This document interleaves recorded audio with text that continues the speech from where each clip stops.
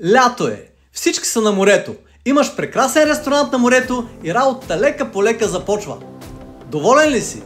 А знаеш ли, че има ресторанти, които вече всеки ден са пълни и не можеш да седнеш там, ако не си направил резервация на време и дори да чакаш отпред нямаш никакъв шанс да влезеш.